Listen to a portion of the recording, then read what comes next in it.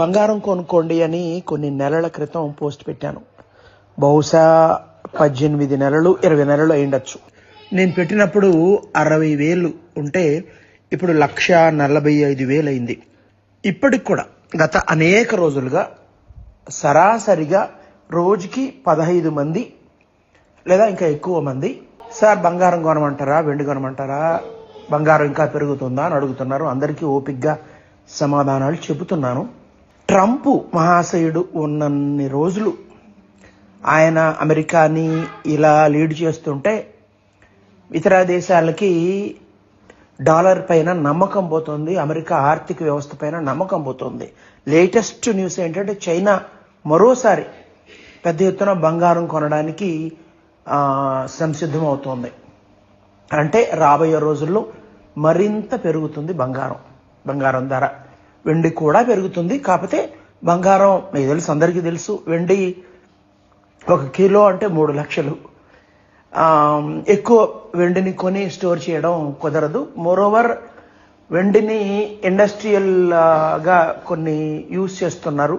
బహుశా అది తగ్గిపోతే వెండి ఇలా పెరగడం తగ్గిపోవచ్చు. ఇప్పుడు అప్పుడప్పుడే తగ్గిపోతుందని కదండి. కాబట్టి బంగారం ఎక్కువ గ్యారంటీ ఉంటుంది. ట్రంప్ చేపట్టిన చర్యలు కనుక నిజంగానే విజయవంతం అయిపోతాయి, డాలరు మహాబలపడిపోతాయి. నాకైతే అలాంటి పరిస్థితి కనుచూపు మేరలో కనబడడం లేదు. ఒకవేళ జరిగితే అప్పుడు బంగారు ధరలు ఒక 20% క్రాష్ అవుతాయి. అంటే నేను 60,000 అని చెప్పాను, ఇప్పుడు 1,45,000 క్రాష్ అయితే పోనీ 1,25,000 అయినా లాభమే. లాంగ్ టర్మ్లో తీసుకుంటే అంటే మీరు వెంటనే లాభాలు రావాలని అప్పు చేసి కొనద్దు. చేతిలో డబ్బు ఉంటే లాంగ్ టర్మ్ ఇన్వెస్ట్మెంట్గా ఇప్పుడు కూడా బంగారం కొనచ్చు. ఇంకా పెరుగుతూనే ఉంటుందండి.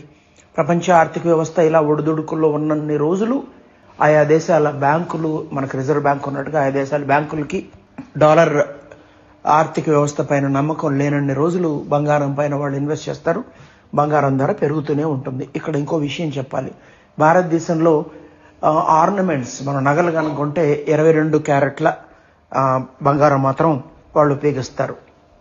ఇప్పుడు నేను చెప్పబోతున్నది మీకు దొంగ ఐడియాలు ఇవ్వడం కోసం కాదండి. ఇది కస్టమ్స్ అధికారులని హెచ్చరించడం కోసం. దయచేసి ఈ దారిలో వెళ్ళొద్దు. గత అనేక నెలలుగా ముఖ్యంగా ఈ బంగారం ధరలు పెరగడం మొదలెట్టినప్పటి నుంచి కొంతమంది భారతీయులు ఏం చేస్తున్నారంటే దుబాయ్కి, థాయిలాండ్కి, దుబాయ్లో 24 క్యారెట్ గోల్డ్ వాడతారు ఆర్నమెంట్స్ తయారీలో, థాయిలాండ్లో 23 క్యారెట్స్ వాడతారు. మనకేమో 22, లేదా ఇంకా మోసం ఉంటే ఇంకా తక్కువ ఉంటుంది. ఇలాంటి పరిస్థితి మనకి దుబాయ్లో కొన్న గోల్డ్ పైన చాలా మటుకు థాయిలాండ్లో కొన్న గోల్డ్ పైన ఉండదన్నమాట. అక్కడికి వెళ్ళి బంగారు నగలు కొనుక్కొచ్చుకుంటున్నారు. సరే, కొంతమంది కస్టమ్స్ డ్యూటీ కడుతున్నారు, వాళ్ళకి తప్పు లేదు. మరి కొంతమంది అతి తెలివిగాళ్ళు ఒక పద్ధతి ప్రకారం ఏం చేస్తున్నారు తెలుసా? ఒక లావు పాటు చైను, బాగా మీ చిటికిన వెళ్ళి చూసుకోండి, అంత లావు ఉన్న చైను ఒకటి తయారు చేస్తారు ఇండియాలో. దానికి ఒక పెద్ద డాలర్ పైన వాళ్ళకి ఇష్టం వచ్చి వాళ్ళ మతానికి సంబంధించిన దేవుణ్ణి ముద్రిస్తారు. అంటే సెంటిమెంట్ కోసం. ఇది మొత్తం రోల్డ్ గోల్డ్.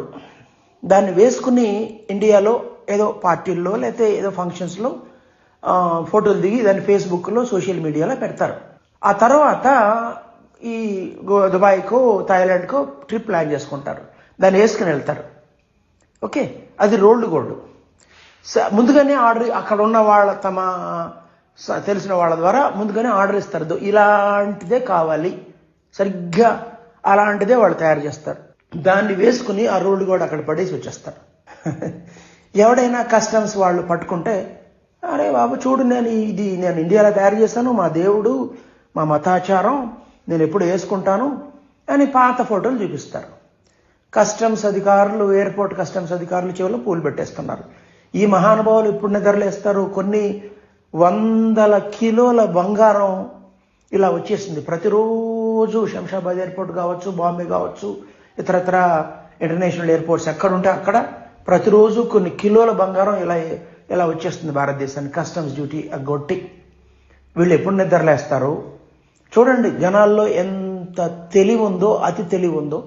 మీరు మాత్రం నేను ఇచ్చిన ఐడియాని తీసుకుని ఇలా చేయొద్దు. పట్టుబడితే మళ్ళీ శిక్షలు బాగా ఉంటాయి. జస్ట్ చెప్తున్నాను, జనాలు డబ్బుల కోసం ఎన్నెన్ని ప్లాన్స్ చేస్తారో చెప్పడం కోసం. అలాగే కస్టమ్స్ అధికారులు, బాబు మీరు కాస్త చూడండి అయ్యా, ఇంత పరిమితికి మించి బంగారం ఇండియా నుంచి వెళ్తున్నప్పుడు ముందుగా డిక్లరేషన్ ఇవ్వాలి, దాన్ని స్కాన్ చేయాలని పెట్టచ్చు కదా, ఒక మెషిన్ పెట్టచ్చు కదా అక్కడ. అది రోల్డ్ గోల్డా, బంగారా, 24 క్యారెట్టా, లేదా తరుగు బంగారా తెలిసిపోతుంది కదా. ఏమీ లేకుండా మీరుంటే వాళ్ళు మీ తెలివికి మించి దబాయిస్తున్నారు. అఫ్కోర్స్ నా మిత్రులు ఉన్నారు అత్యున్నత స్థాయిలో, బట్ నేను పర్సనల్ పరిచయాలు ఉపయోగించుకుని I don't want to hint them. చెప్తున్నాను, పబ్లిక్ ఇష్యూ కాబట్టి పబ్లిక్ గానే చెప్తున్నాను. నమస్కారం.